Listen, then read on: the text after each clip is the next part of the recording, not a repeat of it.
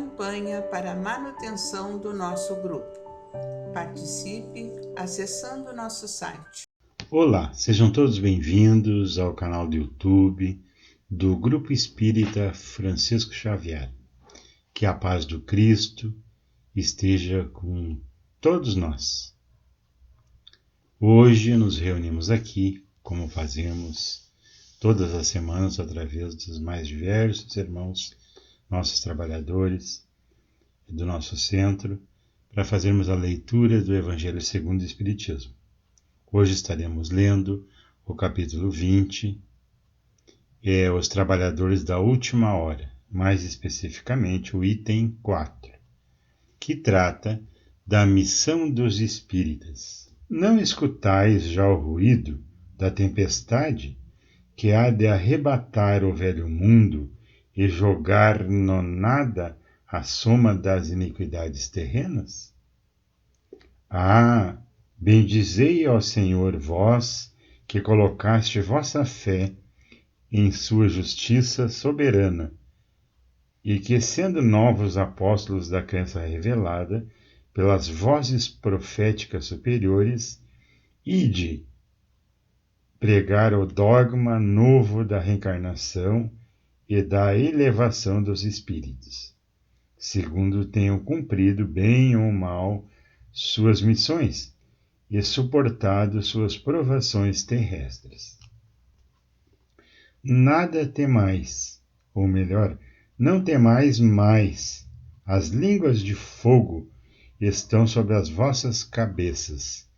Este é um dos verdadeiros sentidos dessa parábola, que contém, como todas aquelas que Jesus endereçou ao povo, o germe do futuro, e também, sob todas as formas, sob todas as imagens, a revelação dessa magnífica unidade que harmoniza todas as coisas do universo, dessa solidariedade que religa todos os seres ao passado e ao futuro. Vamos ver então, dentro desse quadro que é do contexto desse capítulo, que é os trabalhadores de última hora, essa convocação de Jesus quando nos encaminha para um trabalho e fica claro que esse trabalho vai ter uma assessoria, uma proteção, uma orientação, e nos chama a atenção: não temais mais, as línguas de fogo estão sobre as vossas cabeças. E em alguns trechos do Evangelho, principalmente lá em Mateus, no Pentecostes, quando fala em Pentecostes, fala em línguas de fogo. E a missão dos espíritas e as línguas de fogo. Do que trata isso? O que é isso? É uma linguagem simbólica. E essa linguagem simbólica, aos tempos de hoje, nos revela a atividade mediúnica. E a atividade mediúnica dos espíritas que têm consciência dos dons naturais que Deus nos deu a todos, e já com esse dom compreendido, exercitado, estudado, direcionado para a prática do bem, ele nos inclui nesse grupo de trabalhadores da última hora. Mas presume-se que já antecederam a esses trabalhadores da última hora outros trabalhadores. E é claro, inclusive o próprio Cristo. E o Cristo trata da sua hegemonia quando ele diz, lá em João 8, versículo 58, ele diz assim: antes de Abrão, em verdade vos digo que antes de Abrão existir, eu sou. Abraão, uma figura icônica do judaísmo, e que está lá na Gênese, conta a história dele, né? Então, imagine Jesus tentando explicar para aquele povo que ele já existia antes de Abrão. E imagina se Jesus fosse falar que ele já havia construído o nosso sistema solar, que ele havia construído os planetas que fazem parte do nosso sistema, que haviam convocado uma falange de espíritos de primeira e de segunda ordem para ajudar na nossa missão, e que Jesus trabalha a eternidade afora e teve mais uma missão especial, que foi reencarnar aqui no nosso plano, no nosso planeta, obedecendo às ordens de seu Pai, de Deus, e nos trazer o testemunho puro, verbal, vivo do reino de Deus. Ele incluiu-se também nesses trabalhadores.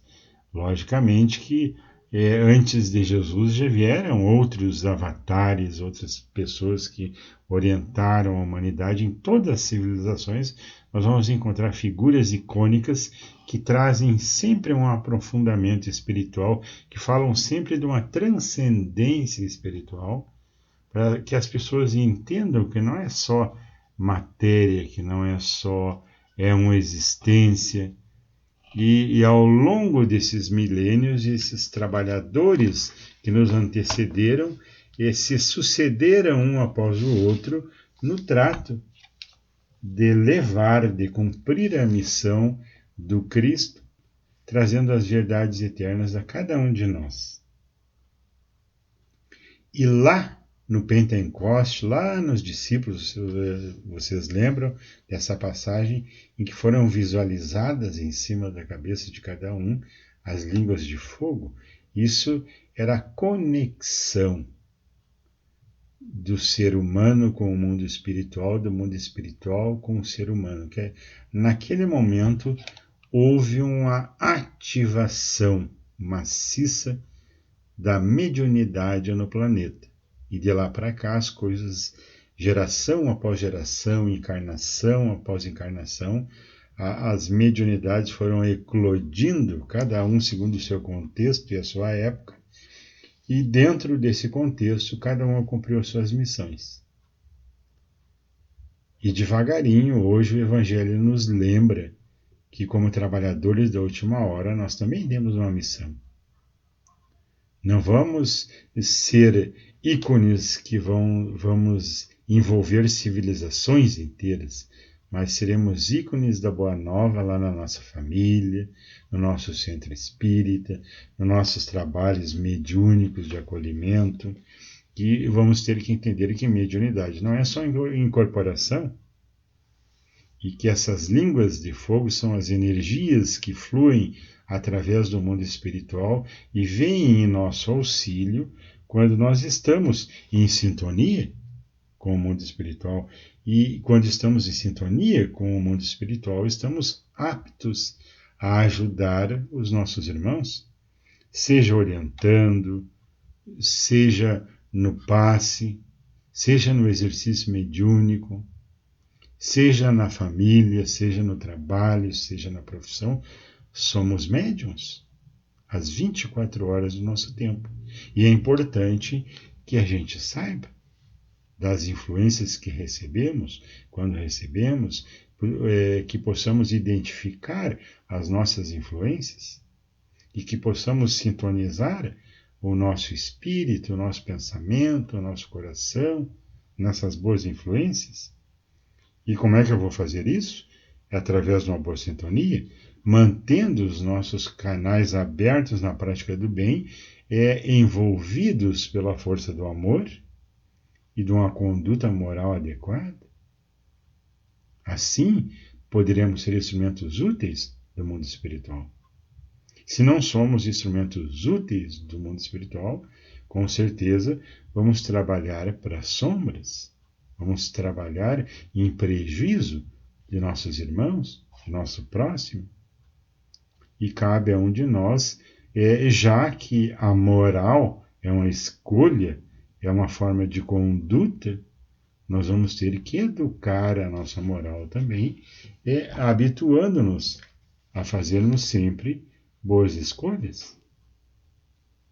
E vejam, irmãos, que esses espíritos que antecederam os trabalhadores da última hora, eles administram os princípios espirituais de todo o nosso sistema. Jesus não trabalha só para os espíritas, Jesus não trabalha só para os homens. Existem espíritos de primeira e de segunda ordem trabalhando em todos os reinos, de todos os mundos. E nós, às vezes, nos entregamos às reclamações, às nossas insatisfações, e às vezes não empregamos uma vontade mais clara, mais definida no exercício do trabalho cristão e da prática do bem. Lembrando a questão 909 do Livro dos Espíritos, o que nos falta para sermos homens de bem? O mínimo de boa vontade. Só isso, o mínimo. E às vezes não conseguimos atingir nem esse mínimo necessário para desenvolvermos um trabalho em nosso benefício, no exercício evolutivo da nossa vida espiritual. Quiçá nos dedicarmos ainda a auxiliar e a acolher outros irmãos que passeiam na nossa volta, que pedem o nosso auxílio constantemente. E às vezes nós atraímos esses necessitados para nós e pegamos um ônibus e quando vemos tem alguém falando com nós e contando a sua vida, e nós vamos ter que ter a paciência de atendê-lo e vibrar por esse irmão, mesmo que às vezes não possamos ajudar da maneira adequada. E se tivermos a oportunidade de orientá-lo para que vá a um centro espírita, para que procure ajuda espiritual, nós já estamos dando uma palavra de apoio, de estímulo, para que a pessoa procure a sua resposta. Então, lá no livro Caminho, Verdade e Vida, Emmanuel nos apresenta o Cristo como Cristo de Deus, quando ele fala que o Verbo se fez carne. E agora a gente até entende o que Jesus queria dizer, que quando ele dizia assim, ó, eu estou no Pai e o Pai está em mim. Se Jesus estava no Pai e o Pai estava nele, e Jesus criou esse sistema solar, e portanto criou o nosso mundo, não seria lógico dizer que nós estamos em Jesus, assim como Jesus está em Deus? Nós participamos dessa energia que governa os princípios espirituais do nosso planeta. Estamos em Jesus, como estamos também no Pai. E nos falta fé para entendermos isso. Nos falta compreensão, às vezes, para entender a palavra do Cristo. E às vezes, nas horas difíceis, nas horas em que nós temos que apresentar o produto do nosso trabalho, que é a compreensão, a nossa fé vacila. E nós nos entregamos às quedas, aos conflitos, às reclamações, nos deprimimos, nos angustiamos, nos entristecemos, e alguns de nós até reclamam contra a espiritualidade, por acharem que não merecem um impulso para um redirecionamento, para um trabalho melhor e mais consciente. É uma questão de foco. E nós temos um hábito de nos entregarmos, às vezes, a essas ociosidades reclamatórias, e principalmente agora nessa época em que estamos vivendo afastados dos nossos centros espíritas, dos nossos locais de práticas da nossa espiritualidade, nos entregamos a reclamações diversas, e isso faz com que venhamos nos sintonizar com outros tipos de energia, que não aquela energia boa, que não aquela energia que vai nos alimentar, vai nos conduzir, vai nos reequilibrar, para que possamos olhar na nossa volta com mais claridade, com mais confiança, com mais fé, com mais amor. Vejam bem. Então, quanto texto, quanto pensamento, quanto raciocínio esse pequeno item do Evangelho nos traz sobre a missão dos espíritas. A mediunidade, nós sabemos que é um fenômeno mundial e que a cada vez mais, quanto mais nós avançamos em direção ao mundo de regeneração, mais os nossos dons mediúnicos vão ser aprimorados, vão ser intensificados. Estamos rumando para esse novo mundo e é importante que germinem em nós as sementes do futuro, assim como é extremamente primordial que possamos plantar naqueles que dependem da nossa orientação a boa semente da Boa Nova, para que ela floresça no futuro e para que no futuro esses trabalhadores da última hora sejam bem conduzidos, bem orientados, bem esclarecidos, graças ao trabalho de cada um de nós.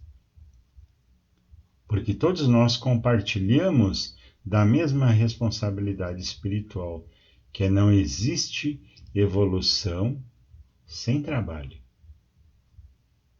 Não existe iluminação sem esse exercício da dor e do sofrimento. Logicamente que Deus não nos colocou aqui para sofrermos, mas enquanto relutamos de andar, de progredir, de compreender, de buscar a verdade, nós vamos ter que pagar esse preço, por ficarmos omissos, parados em locais comuns, aconchegantes, é tipo o pau de enchente, deixando que a vida nos leve, que a vida nos conduza. Pelas dificuldades, nós vamos nos entregar ao balanço dessas águas sem assumir a nossa responsabilidade sobre a caminhada da nossa vida encarnada em direção à verdadeira vida do mundo espiritual. E devagarinho, a vida vai nos estimulando, devagarinho as leis divinas, e principalmente a lei do progresso, nos impulsiona para que de alguma forma a gente transforme algumas coisas na nossa vida. Para que de alguma forma a gente abra o nosso pensamento, o nosso coração, para compreensões mais exatas e mais esclarecidas e mais iluminadas do nosso próprio comportamento, das nossas próprias escolhas. E, de certa forma, contribuamos para que a dor diminua em nós. E Jesus já dizia assim: bem-vindos aflitos, porque eu vos... bem-aventurados os aflitos, porque eu vos aliviarei. Aquele que busca a verdade, ele devagarinho vai encontrando essa verdade e vai fazendo um trabalho de alívio. E nós vamos abrindo o presente, aquele que Deus nos deu, através de Jesus, quando disse assim: a minha paz eu vos deixo, a minha paz eu vos dou. Então agora passaremos a vibrar com o nosso pensamento, com a nossa compreensão, com o nosso coração, por todos aqueles irmãos que necessitam de luz, de saúde e de paz. Vibrações coletivas. Irmãos, vamos unir nossas almas confiantes para dedicar nosso pensamento e sentimentos fraternos a quem precisa, quem está carente de saúde e de paz. Convidamos a todos os irmãos a manterem seus corações e pensamentos vibrando nas preces que faremos a Deus, a partir deste momento, em favor daqueles a quem endereçarmos as nossas vibrações. Para os enfermos, neste momento, abrimos uma corrente de vibrações em benefício de nossos irmãos enfermos que se encontram em nossas casas, hospitais, casas de caridades e demais locais onde se acham passando por dolorosas provações. Senhor, pedimos alívio para estes irmãos, que o teu infinito amor permita que os divinos mensageiros possam deles se aproximar, suavizando-lhes o sofrimento. Senhor, se tuas leis permitirem que possam recuperar a saúde e tenham muita coragem e esperança sob a tua misericórdia infinita. Para os desencarnados, Pai, lembramos com muito carinho de nossos irmãos desencarnados, pedindo tuas bênçãos a estes irmãos queridos.